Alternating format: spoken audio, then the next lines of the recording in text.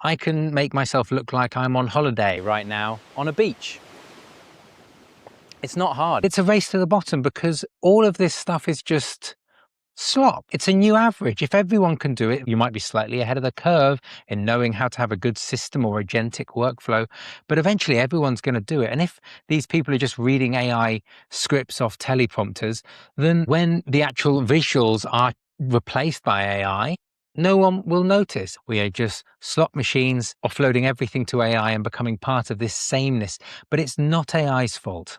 This sameness has been happening for a while. This kind of call to the mean existed long before the algorithm designed something towards it. And I'm someone who has always tried to make my apartments and flats kind of look a little bit like they reference my aesthetic. But as someone stuck in this kind of renter economy, it's that time again where I'm off and moving. And as I pack up my paintings and plants here, I just suddenly think, oh, for fuck's sake, what is the point? Why don't I just go for millennial grey and just be done with it? It's so easy. Bang all this stuff in storage. So why would you invest in such a stupid thing when you're off and moving? I also use these command strips to try and get them on my wall so I don't have to drill in.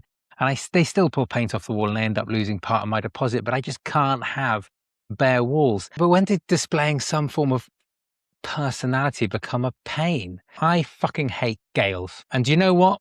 I bought a lentil and feta salad from them the other week and it was fucking good. It was expensive for what it was, but it was convenient. It was really tasty. I needed some internet. I could sit in there and work for an hour. I had a cup of tea. And Gales positions itself as this like neighborhood orientated artisan bakery, uses brand colors local to the area in its, corporate guidelines so that it fits in with this kind of false sense of roughness and local character with its kind of restored oak palette and plaster walls and brickwork. Gales do not care about the towns that they are in. They don't. It's not a local mum and pop shop, like a proper local community. But the only reason I went there is because they have put out of business one of my favorite cafes in Oxford, which exists over the road, which was a local place called Common Ground. Quirky Oxford students would go there. You would have a real sense of community. They would put on gigs. They would have poetry nights. They would have life drawing, and they would have local art.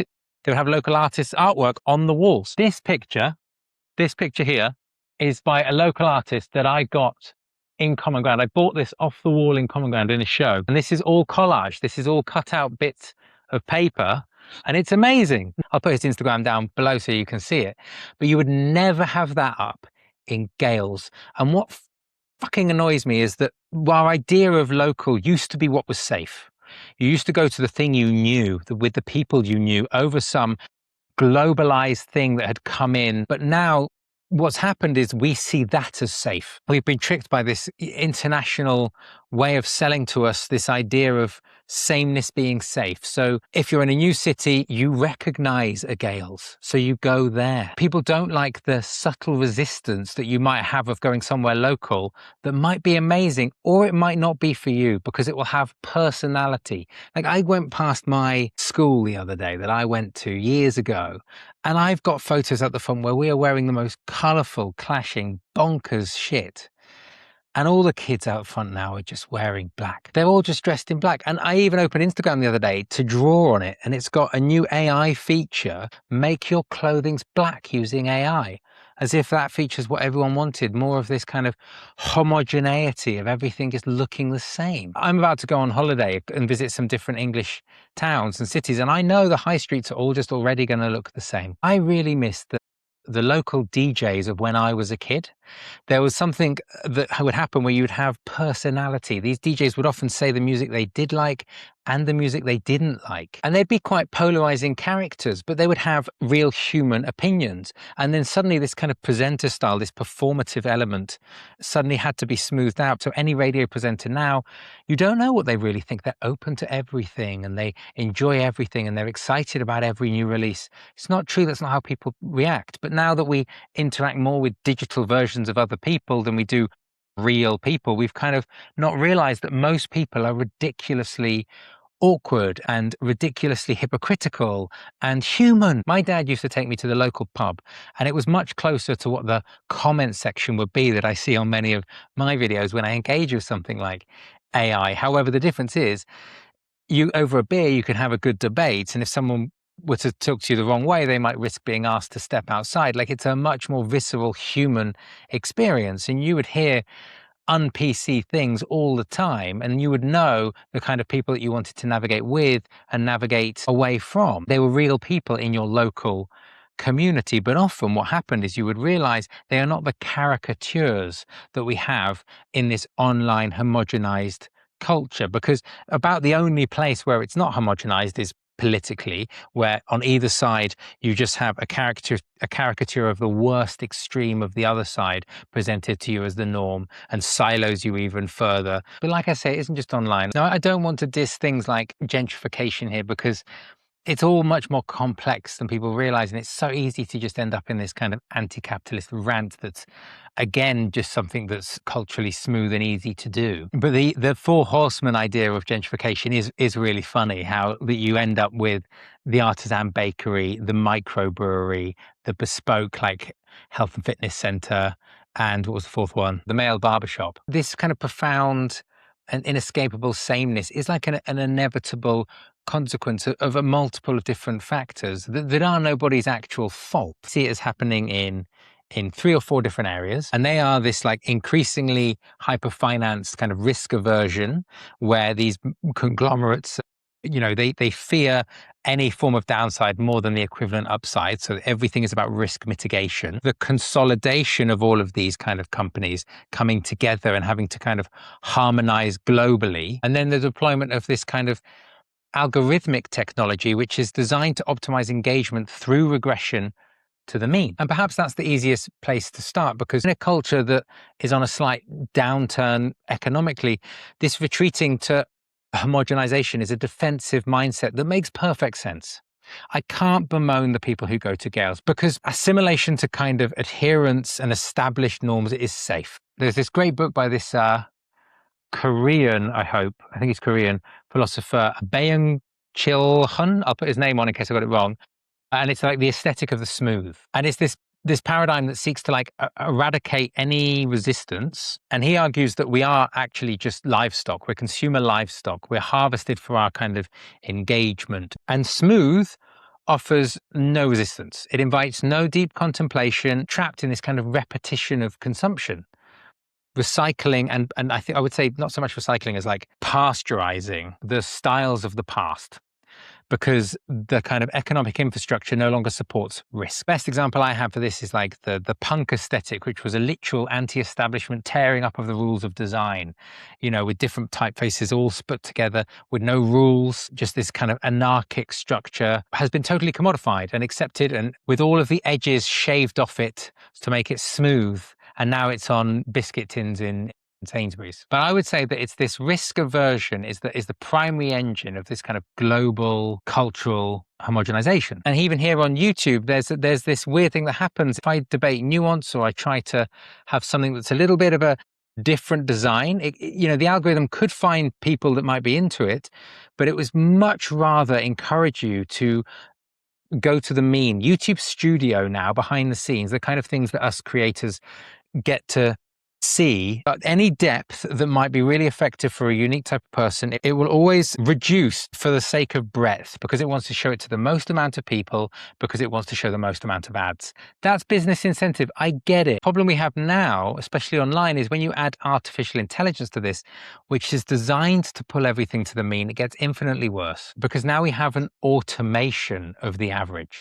It's a statistical engine that explores only what we already know, and it does quite well. I've been listening to the YouTube Studio's advice on what I should do to my channel and realizing that it's only pulling me to the mean to be an average other YouTuber. And when you're now competing with AI, someone can take this ramble, download it, put it into an AI and say, synthesize and elaborate this argument in a much more articulate way.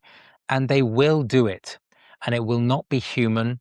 And it might be a better Wikipedia entry, and absorbing information in that way may be fine. But if we want to have a way to engage and connect with individual characters online, I must make sure that I am me. I just completely started pulling my hair out when I saw these reels about how to be more authentic, all this marketing talk existing on a place like YouTube, which I grew up on as a kind of fun kind of vlogging space to see into each other's lives, and it was a much nicer time on the internet, and now it all feels very tense unless you are incredibly smooth. So I'm going to share much more of my opinion, what I think, and if you don't like it, you can do one. You can go and watch something that's smooth. And I can be your artistic friend who has some views you like and some views you don't. But like all the people I admire had to think slightly outside of the box to be able to have the best view on looking back at what was happening in the box. An album of Rage Against the Machine, which featured on it in 1992 a monk who, I think it was a Buddhist monk, who was committing self-immolation, setting themselves on fire in an act of suicide in rebellion for how the Buddhists were being persecuted in Vietnam. It's an image from like the 60s. It's a really radical image. And in 1992, it was in every single record shop. And that's unfathomable today because I can't even show you the image here on YouTube without risking it getting flagged. And at the time, this was actually a very provocative image that on one hand encouraged a lot of cultural debate and just how powerfully people did believe for their causes and the kind of extremes that they would go to, which is an absolute anathema now to what we are witnessing in this smooth, sloppy culture of sameness. And what's wild to me, I was talking to some other artists and looking at their reference images, and they all had the same screenshots of the big print shops that are big on Instagram right now. And that is where people are buying their art if they're engaging with it at all. And it's being sold as authentic artwork. And it's not. They're largely these algorithmically predicted, highly pleasant, slightly youth skewing prints. And what they do is mimic the edges of much more interesting boundary pushing artists from the last few decades. And they smooth out any real friction from them to make them just pleasant and smooth. And I'm not going to deny, they're nice. They're nice looking prints on these shops. They know they look good because they've got the sales data for what works for them. They are business minded. It is perfectly good, beautiful design. But the individual artist and their unique view and aesthetic is missing. But I want to kind of bring that back a little bit. Like, let's have a little bit of friction. Let's like learn to be comfortable with things that don't have to be this perfectly smooth bullshit experience that is so inhuman. Because we now live in an age of this algorithmic sameness where we can all pretend to be perfect and present and perform and all this nonsense. Like, please support things that are happening locally to you, local art shows, local music, local individuality, because once this economy kind of whatever stage it is does collapse, all you're going to be left with is your locality and the individual characters in it. And you've got to find a way to work with them, and bringing people together is not alienating them. It's not shouting and screaming at the right and wrong way to do things. It's about finding the commonality between you. So as I pack up this and move into my new place, I'm going to bring a lot more of my art. Even if these pictures don't look perfect on the walls, fuck it.